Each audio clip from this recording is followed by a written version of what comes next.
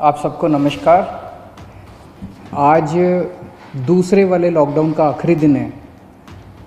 केंद्र सरकार ने ऐलान किया है कि 2 हफ्ते के लिए लॉकडाउन को और बढ़ाया जा रहा है, लेकिन कुछ छूट दी जा रही हैं। उनमें से क्या छूट रखनी है, क्या छूट नहीं रखनी है, इसके ऊपर दिल्ली सरकार में हम लोगों ने पिछले 2 दिन में काफ़ी गहन सोच विचार किया और हमने निर्णय लिया है कि केंद्र सरकार ने जो भी छूट, पूरे दिल्ली को केंद्र सरकार ने रेड जोन डिक्लेयर किया है। रेड जोन में केंद्र सरकार ने जितनी छूट अलाउ की है वो सभी छूट हम लोग दिल्ली के अंदर अलाउ करने जा रहे हैं। इसका क्या मतलब है, मैं संक्षेप में अभी आपके सामने रखूँगा, लेकिन इसके तुरंत बाद आपको एक डिटेल्ड प्रेस रिलीज़ जारी की जाएगी, जिससे आपको और इसके बारे में, और थोड़ी देर के बाद ऑर्डर्स भी हो जाएंगे इसके बारे में, फॉर्मल ऑर्डर्स, तो आपको पता चल जाएगा कि किस किस क्षेत्र में क्या क्या अलाउ किया जा रहा है। लेकिन एक रूपरेखा मैं आप सब लोगों के सामने रख देता हूँ। पहली चीज़ तो ये कि कल से सभी सरकारी दफ्तर खुलने जा रहे हैं। कई सारे सरकारी जो एसेंशियल सर्विसेज से डील करते हैं सरकारी दफ्तर, उन एसेंशियल सर्विसेज वाले सरकारी दफ्तर में 100% अटेंडेंस होगी। लेकिन दूसरे सरकारी दफ्तरों में जो एसेंशियल सर्विसेज से डील नहीं करते, वहाँ पे डिप्टी सेक्रेटरी लेवल तक, डिप्टी सेक्रेटरी एंड अबाव 100% आएंगे लोग, और उसके नीचे वाले स्टाफ में 33% स्टाफ आएगा। कल से दिल्ली के सारे प्राइवेट ऑफिसेज खोले जाएंगे, लेकिन प्राइवेट ऑफिसेज केवल 33% स्ट्रेंथ पे काम करेंगे।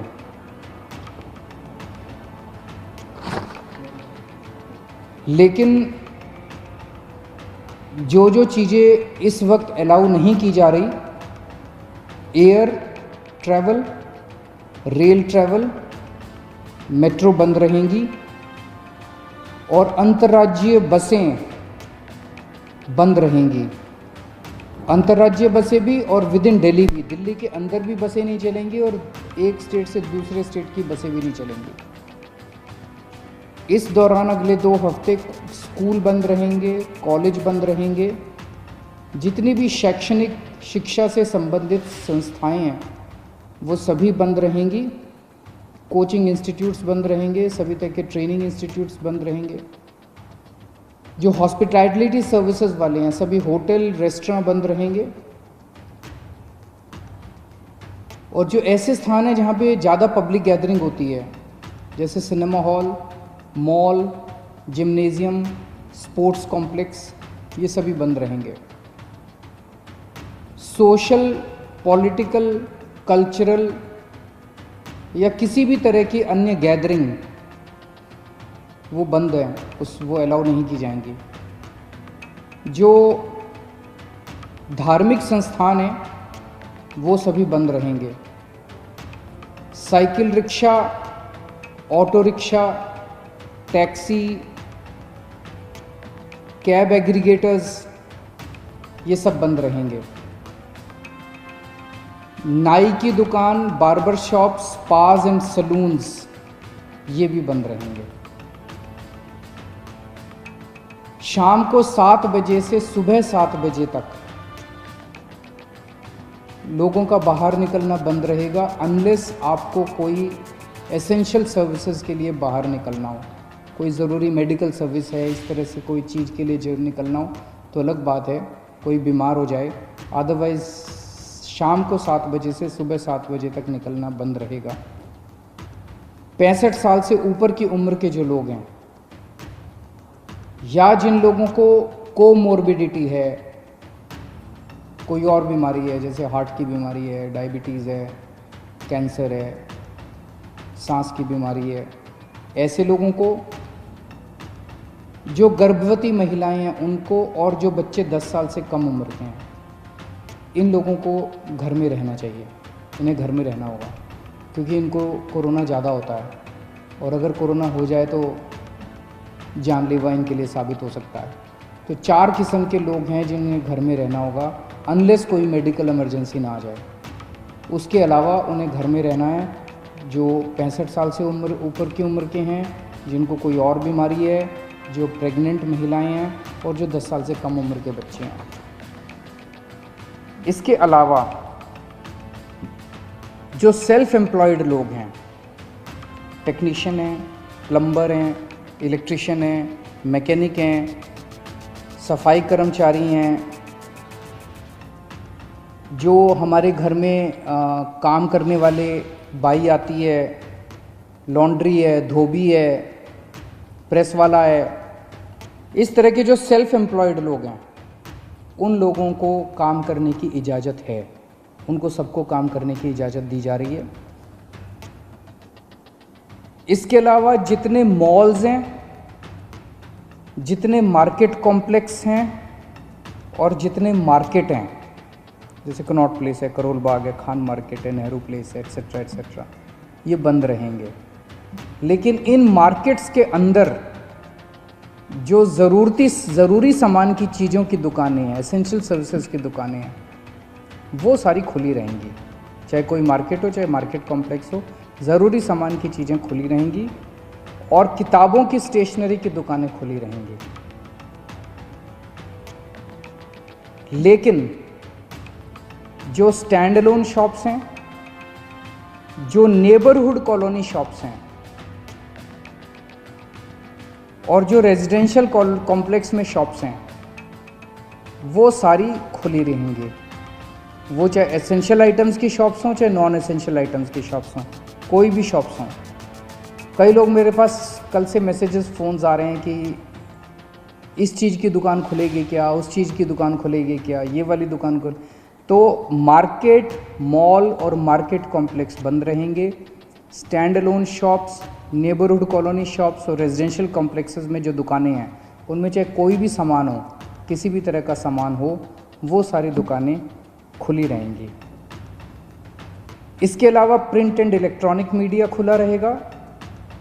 आईटी से रिलेटेड सर्विसेज की सभी ऑफिसेज खुले रहेंगे, कॉल सेंटर खुले रहेंगे, डेटा सेंटर्स खुले रहेंगे, वेयर हाउसिंग सर्विसेज खुले रहेंगे, कोल्ड स्टोरेज खुले रहेंगे, प्राइवेट सिक्योरिटी वाले और फैसिलिटी मैनेजमेंट सर्विसेज खुले रहेंगे। इसके अलावा सारे इंडस्ट्रियल एस्टेट खुले रहेंगे जहाँ जहाँ एक्सेस कंट्रोल है। एक्सेस मतलब जो वहाँ पे अंदर जाने की, बाहर आने की, जहाँ जहाँ कंट्रोल है, तो लगभग सभी इंडस्ट्रियल एस्टेट खुले रहेंगे। इसके अलावा जो एसेंशियल सर्विस, एसेंशियल गुड्स बनाने वाली मैन्युफैक्चरिंग यूनिट्स हैं, वो चाहे इंडस्ट्रियल एस्टेट में हो, चाहे इंडस्ट्रियल एस्टेट के बाहर हों, दवाई बनाने वाली, फार्मा की कंपनियां, मेडिकल डिवाइसेस बनाने वाली, उनके रॉ मटेरियल बनाने वाली, इंटरमीडिएरी बनाने वाली, या उसकी सप्लाई चेन से संबंधित कोई भी चीज़ें जो हैं, वो सारी मैन्युफैक्चरिंग यूनिट्स खुली रहेंगी। आईटी हार्डवेयर से संबंधित मैन्युफैक्चरिंग यूनिट्स खुली रहेंगी। पैकेजिंग मटेरियल के मैन्युफैक्चरिंग की यूनिट्स खुली रहेंगी। इसके अलावा ई कॉमर्स एक्टिविटीज़ केवल एसेंशियल गुड्स में परमिटेड है, नॉन एसेंशियल में ई कॉमर्स एक्टिविटीज़ परमिटेड नहीं है। लोगों के आने जाने का कैसे है? तो अगर आप 4 पहिया व्हीकल में हैं तो ड्राइवर के अलावा 2 लोग और गाड़ी में अलाउड हैं, लेकिन आपको केवल परमिटेड एक्टिविटीज़ के लिए सड़क पे आना अलाउड है। और अगर आप 2 पहिया व्हीकल पे हैं तो आप केवल अकेले जा सकते हैं, आपके पीछे बैठ के कोई नहीं जा सकता। अकेले 2 पहिया व्हीकल पे अलाउड है, लेकिन केवल एसेंशियल सर्विसेज के लिए परमिटेड है। कंस्ट्रक्शन एक्टिविटीज़ केवल इन सीटू कंस्ट्रक्शन, मतलब कि मजदूरों के आवागमन की इजाज़त नहीं है। अगर मजदूर वहीं रह रहे हैं, आसपास रह रहे हैं, उस केस में कंस्ट्रक्शन एक्टिविटीज़ अलाउड है। जो अगर शादी होती है तो सोशल डिस्टेंसिंग का पालन करते हुए 50 लोगों से ज़्यादा शादी में लोग नहीं होने चाहिए। अगर कोई किसी की मौत हो जाती है तो उसमें 20 लोगों से ज़्यादा लास्ट राइड्स के लिए अलाउड नहीं है। पब्लिक प्लेसेस पे थूकना स्ट्रिक्टली मना है, उसके ऊपर सख्त कार्रवाई की जाएगी। सभी एग्रीकल्चरल एक्टिविटीज़ अलाउड है।